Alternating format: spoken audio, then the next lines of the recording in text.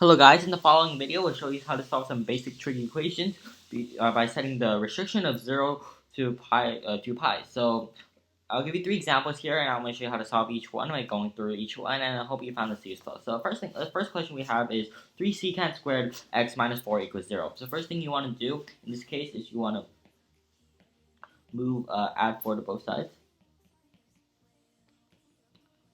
So this becomes 3 secant squared x equals 4. Divide both sides by 3. And we got secant squared now. X equals 4/3. Think of secant as another x for now. Until we get to the operation secant itself, we're not treat secant as a thing. So we want to square root both sides. And if we square root both sides, we're gonna do square root of 4/3. And that equals radical 2/3. Equals 2 radical 3/3.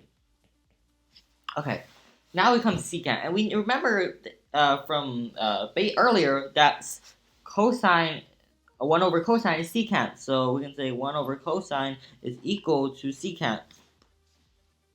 So what we do is we'll just multiply that 1 over cosine of x equals 2 radical 3/3, and we can say that will equal cosine of x equals cosine of x times 2 radical 3 equals 3. Divide this over by 2 radical 3, and we need to rationalize, of course.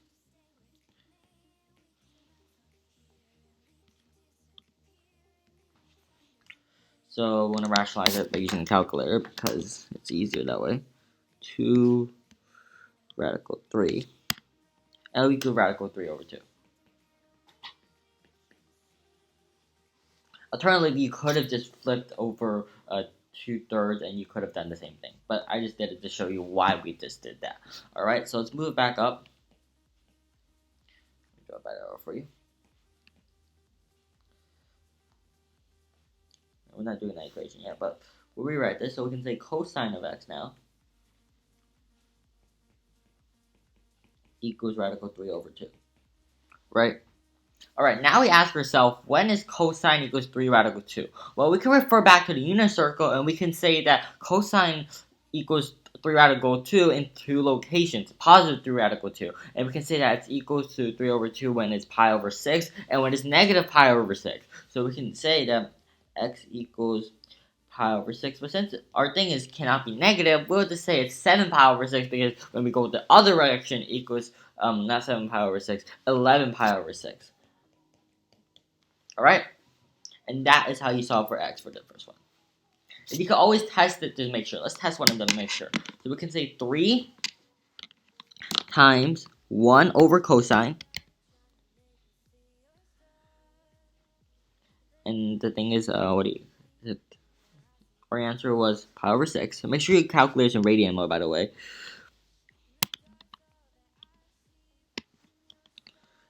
Look at this squared. Is it plus 4?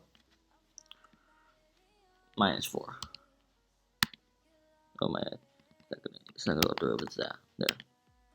And we can see it's equal to 0, so we completed the equation correctly. Alright, next equation. We got 3 tangent to the cube. 3 tangent cubed equals tangent x. So first thing I do is move the tangent to the other side. So we'll minus tangent from both sides. Okay, all we got is the cubic equation. And all we have to do now is we can factor out one. We have both tangent squared and tangent here, tangent x. So what we can do is we can say tangent x times 3 tangent squared minus 1 equals 0. Because we can see all tangent cube is tangent squared times tangent x, and all tangent cube is tangent x times tangent x. Right? We can agree on that. So all we do now is we factor it out. We can now just bring it apart because parentheses in math is our best friend, and we can just tighten up.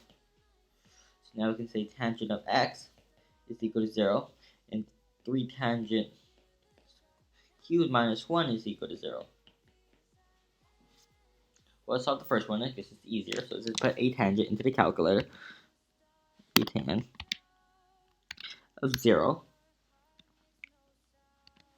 And the answer is 0. Pretty obvious. But I want to show you just in case you guys didn't know. Okay, then we add one to both sides. And we got 3 tangent cubed equals 1. Divided by 3 on both sides. And we got tangent squared equals 1/2. Oh yeah, guys, I forgot to mention on the previous equation that whenever you take the square root of something, you have to do plus or minus. I forgot about that, but I'll show you right here what I mean.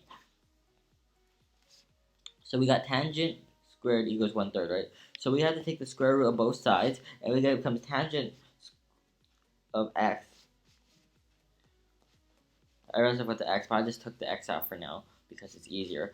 Equals radical 1/3 plus or minus 1/3. Okay, gotta do that. And now we can take the a tan on each side.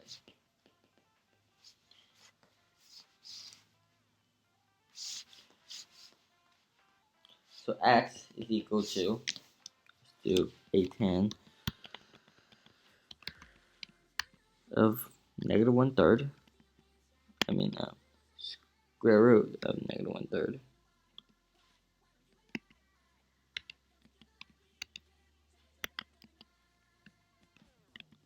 And then it goes to negative pi over 6.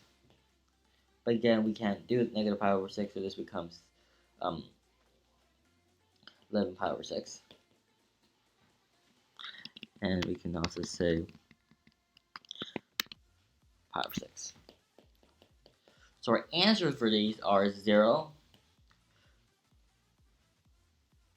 negative pi over 6, and 11 pi over 6. That's positive pi over 6. Okay, so that's how you solve for this one. Let's do one more.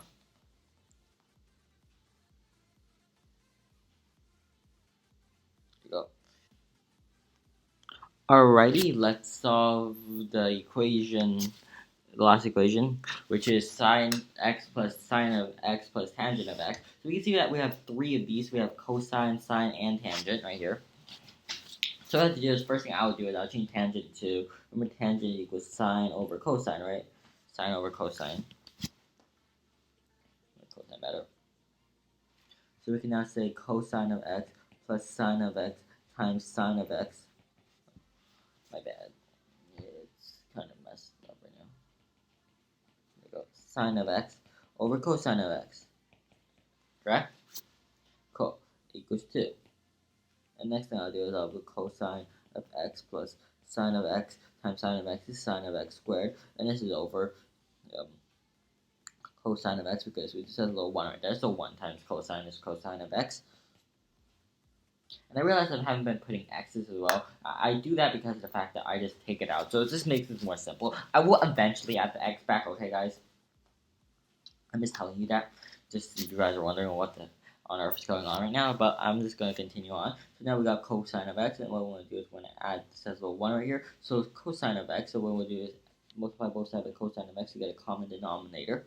So we got now cosine of x squared plus sine of x squared equals cosine of x. It equals 2.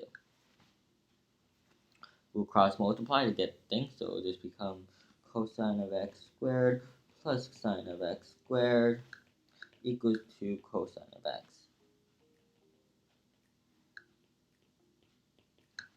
Right.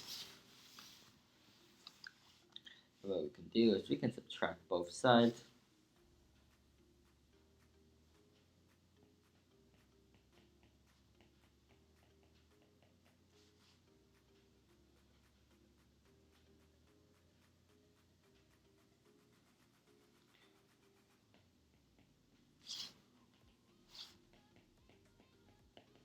Okay, and equals 0.